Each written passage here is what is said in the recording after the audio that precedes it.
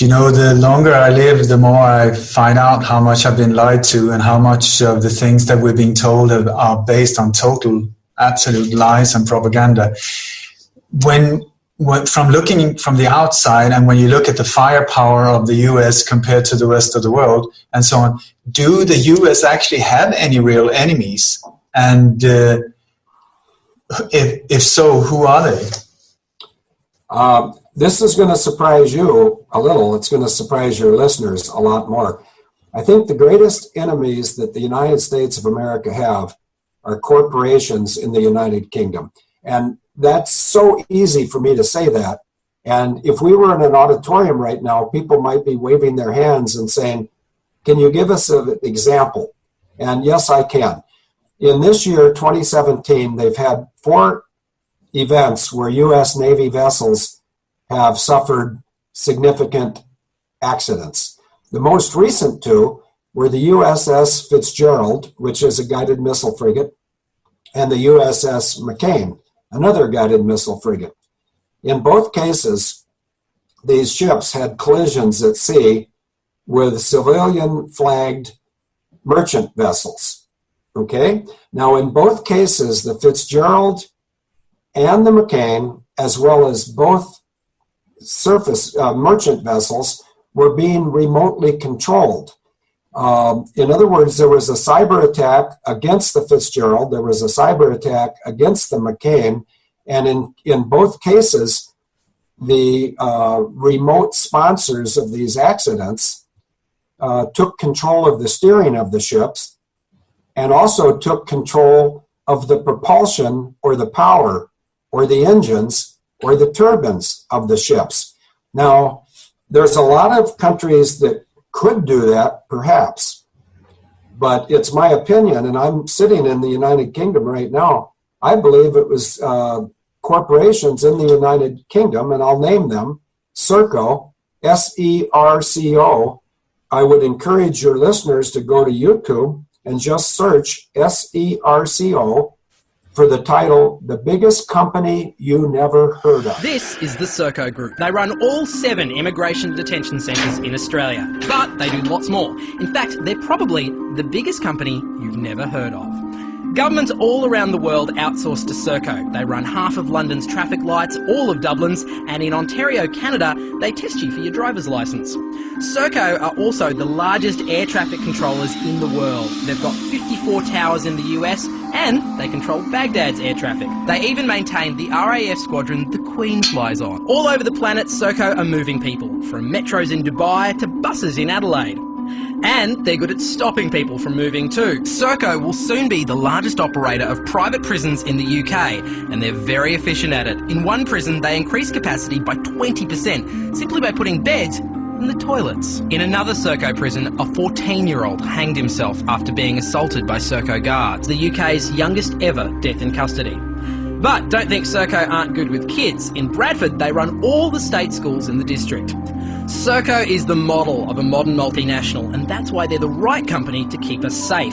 They've been running the UK's ballistic missile defence system ever since it was outsourced 40 years ago. In fact, they look after Britain's entire nuclear arsenal, from creation to decommissioning. But wait, there's more. Serco are so good at running things, they even run time itself. That's right, Serco have the contract for setting Greenwich Mean Time. And Serco just keep getting bigger. Since 1994, they've grown by 1,200%. How have they been so successful? CEO Chris Hyman puts his success with Serco down to listening to God. Now, you might think things like nuclear arsenals and border protection are best handled by the government, but that's not a problem for Serco because about 85% of their workforce are ex-public servants, so they have all the training and connections necessary to handle big government contracts. In Australia, Serco have a presence on every military base, run every immigration detention centre, 2 prisons, cross-country trains like the Indian Pacific and the GAN, and they're bidding on more contracts right now, including one to run prisons across New South Wales. So, even if you don't know their name, chances are you're caught in their web. Serco, bringing service to life. Serco runs the entire United States military. Now that's treason. Serco is a British corporation. Let me say this again. Serco runs the entire United States military. That's treason. Another corporation over here, and they changed their names, but at one point, if not today, they were called BAE, British Aerospace. BAE and Serco have the technological capability of taking any airliner anywhere in the world or any surface vessel anywhere in the world and controlling its steering and its propulsion. If you can control the steering and the propulsion of Malaysia 370 or the USS McCain, you can cause false flag attacks where people, in the case of the Fitzgerald and the McCain, they were operating in the Pacific. And if we were to gather 100 people and sit them down at a restaurant in Spain and say, if these U.S. ships were attacked in the Western Pacific, who likely did it? A lot of people that talk more than they think would say China. I will argue that till my dying breath. China is so heavily invested in the United States of America. From a financial standpoint alone, China needs the United States to prosper. Well, then if it's not China, who could it be? Well, maybe some people would say Russia, because they know in the Black Sea, the Russians have demonstrated their power of EMP to shut down U.S. Navy vessels as well as vessels from other countries. Well, I grew up in an Air Force family environment where we were taught to hate the Russians because the Russians were coming. They want to kill us. No, they don't. I think I can't speak for Vladimir Putin, and I won't speak for President Trump. But I think if they're wise, not smart, not intelligent, wise, and I believe they are in both cases, Trump and Putin. I think if they're wise, they could see the merit in Russia and the United States cooperating, the United States, and China cooperating.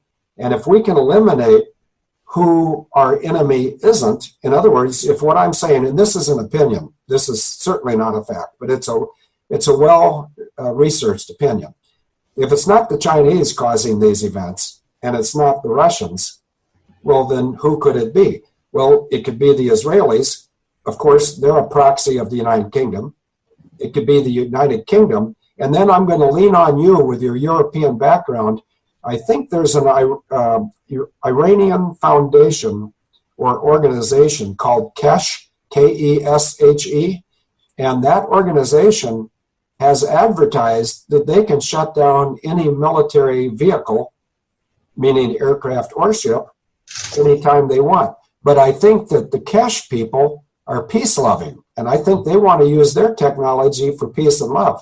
So the end of my opinion is I believe that the United Kingdom, in the corporations of Serco and BAE, are behind the 4 attacks in the U.S. Pacific Fleet.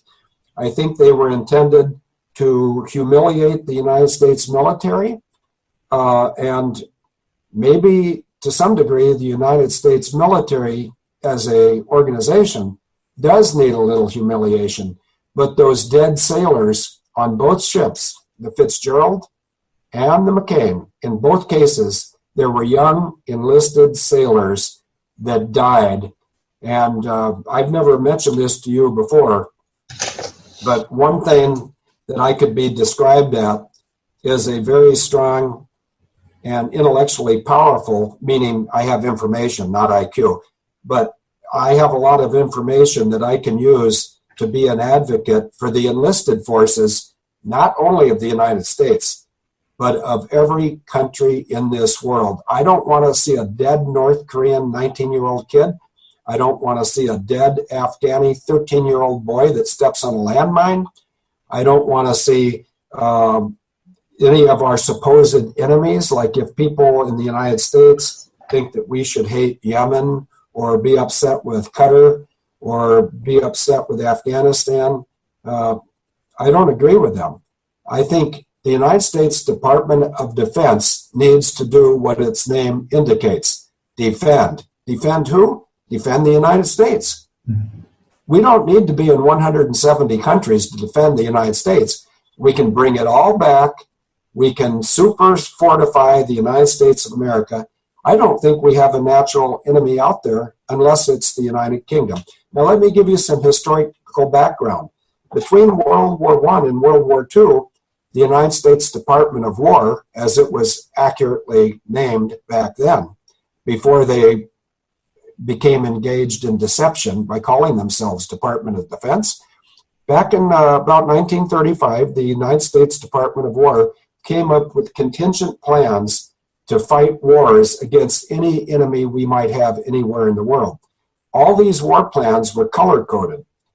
One of the plans in 1935 was to either defend against a war from the United Kingdom or instigate an attack on the United Kingdom. And the name of that plan, and I hope your listeners go to a search engine and see this is absolutely accurate, because our countries, it doesn't matter if it's Denmark, Spain, Czechoslovakia, the United States, New Zealand, we don't teach history, we teach lies. And War Plan Red was a plan by the United States military in 1935 to attack the United Kingdom. The United Kingdom has attacked the United States over and over and over again. The United Kingdom was involved in the Pearl Harbor attack. The United Kingdom, through Canada, which is a colony, was involved. They were working on the north half of the Vietnam War. In other words, corporations from the United Kingdom and Canada were opposing U.S. forces in South Vietnam. The most egregious, and first of all, I'm not smart enough to define egregious, so please don't ask me, but the most egregious British attack on the United States of America would have been 9/11, and they didn't do it alone. They had a lot of help from the Jesuit order of the Vatican. Of course, they had help from their colony, Canada, and they had help from the inside, and I say, meaning the inside of the United States. I'm going to give you a term now I don't think you've ever heard of, but there is a bureaucracy in the United States that 99.9% of the Americans have never heard of. It's called the United States Senior Executive Service. My own sister, Christine Marcy, and I'll spell my sister's name, she's the second most evil person that I'm aware of in the United States. Her name is spelled Kristine. Her last name is Marcy, Marcy. In 1978, President Jimmy Carter asked my sister, Christine Marcy, to create a new bureaucracy called the United States Senior Executive Service. She created it in 1979. It exists to this day, and it would be more accurately called Treason Incorporated.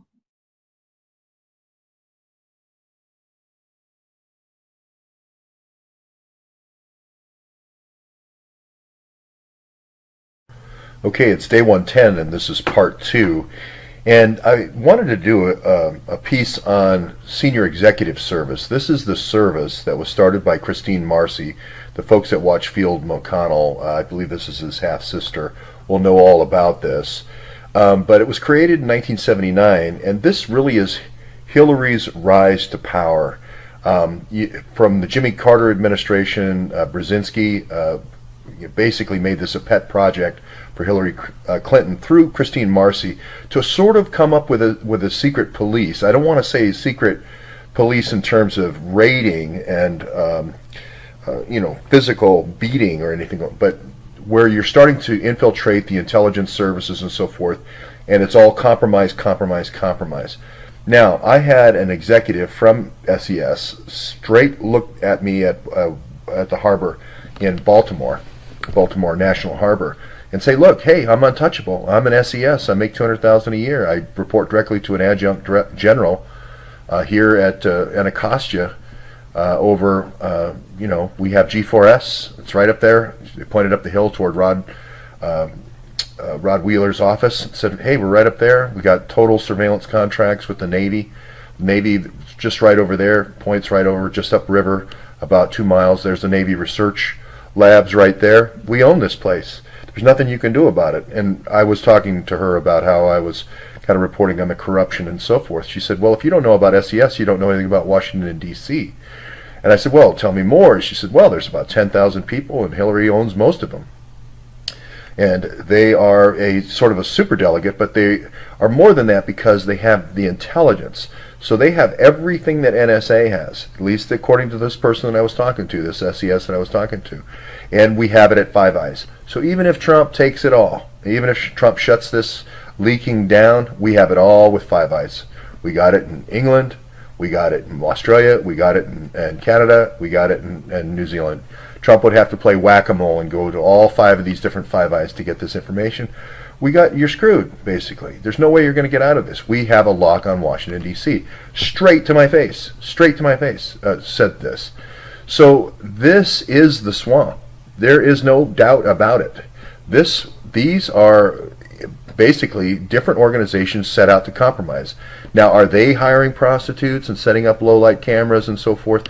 I don't think directly, but I think they're through G4S. They're hiring up all these gangs for security, and they are taught these different techniques through, with the Freitag low-light cameras, and G4S set aside contracts to get started, and they are set up in every city, major city, especially through the fusion centers, in the United States, and it's all about compromise. All about compromise. Most of them coming from DHS. The other piece that people don't realize, there's about 10,000 now, I think, somewhere in there, of these folks. They're all political appointments. Somehow Trump has not figured this out yet. But immediately fire all of these people. That is the first thing you need to do. And put in, I don't care if you put in just people who are Joe the plumber. They're going to do better than anybody that is currently in these positions. These people are constantly setting up entrapments for people on a target list. So this is not something that is an imagination or whatever. This is the real deal. Now, the other thing that's even more troubling is there's a similar service for the intelligence agencies. So not only do we have these sort of quasi-intelligence agencies hanging around Washington, infiltrating all these different government departments. And remember, when an SES person comes in, they come in at the top of the heap. So career people who really know what's going on for 20 years are subverted and circumvented. It really makes everyone mad, and it makes the good government employees leave. But this is even more troubling. FBI, CIA, DIA. I should say this person was a DIA person that I was talking to, so it wasn't SES, but they were explaining how the SES worked. NSA, TSA, FAA, GAO, Foreign Service. So not only do you need to clean out SES, but you also need to, so not only do you need to clean out SES, you need to clean out all these political appointments. These are all political appointments that are in here. And just say, look, we're cut back, trim the sails. We're cutting back on all political appointments. If they're Republicans or Democrats, get rid of them all, and then put Joe the plumber in there. Just put anybody in there in those positions, or just don't fill them at all, and let the career people who've actually earned their way through government, that are actually good people, actually rise their way. The SES was the worst idea for government ever. It's the superdelegate system for government. If you really want to drain the swamp, you have to do the senior executive service first. I've met so many reporters that are senior executive service people in disguise. They're making $200,000 a year, and you explain, hey, there's this thing that says Carter Page met with Sechin in Russia. You saw this on the Carter Page interview last night, and Laura Ingraham. He says, I've never met. That's right in there. I say, look, this is a glaring error, from this dossier. And they're like, well, as long as it created a FISA for Trump, it's okay. The ends justify the means. Senior executive service is ends justify the means. When the events of 9/11 unfolded, I recognized with my own eyes, these eyes have glasses now. Back when 9/11 occurred, I didn't always wear glasses. I used eyes like this. On 9/11, my eyes saw my own technology being played out. Over and over, people around the world watched what they thought was United 175 striking the second tower. What I saw in that was I saw remote-controlled drones striking the second tower, and I knew where that technology came from because I had explained it to my sister in December of 1988. She was then in charge of the U.S. Marshal Service, and she asked me how to get passengers from Hawaii to the mainland. They needed to do that because they had courts in Hawaii, but no federal prisons. So I told my sister, and I'll speed this up because we have limited time, but I told my sister, just get some airliners and drone them. She said, what does that mean? I said, in addition to the human crew, you put technology in there that if the human crew is killed, incapacitated, or interfered with, the aircraft can fly itself safely to the destination and land. That's exactly what we saw on 9/11. We saw remotely controlled drones attacking iconic buildings, two in New York. There may have been a third building that was supposed to be attacked in New York, that being Solomon Brothers building number 7. And why do I suggest it may have been a target? Well, because they blew it down anyway in a controlled demolition.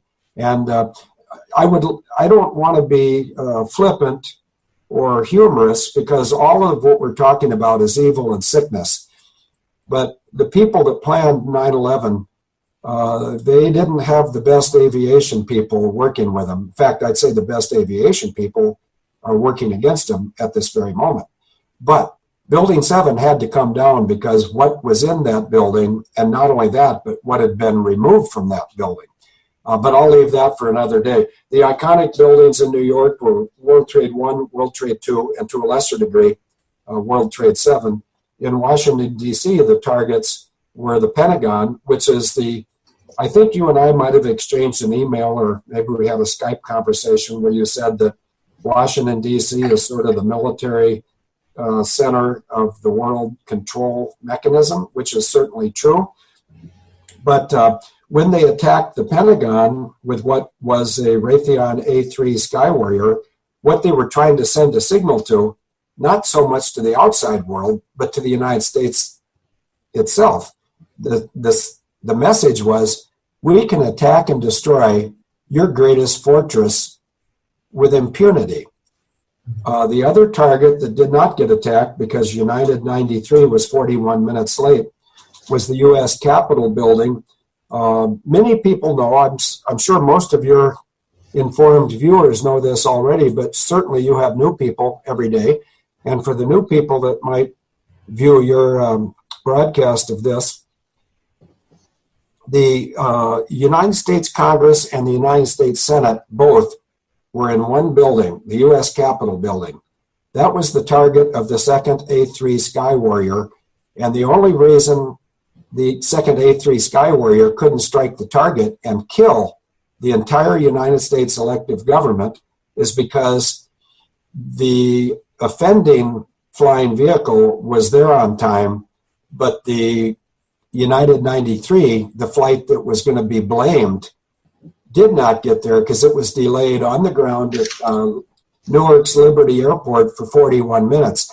And by the time United 93 got up in the air so that it could be blamed for hitting the Capitol had already been evacuated. And so I would say by an act of God, in the 41-minute delay, the United States of America was saved. And we're not out of the woods yet. There's people that want us deader than a doornail. I'll give you a name, George Soros. He's working so hard to destroy this country that has been so kind to him, but he's going to fail. If the attack of 9/11 had succeeded, it's my opinion that we would have, our power of control would have gone to the shadow government. And the shadow government is a term that your listeners are very familiar with. It's a term that Donald Trump is really getting quite an education on. The shadow government now, for these trendy young guys that like to change names, now they call it the deep state.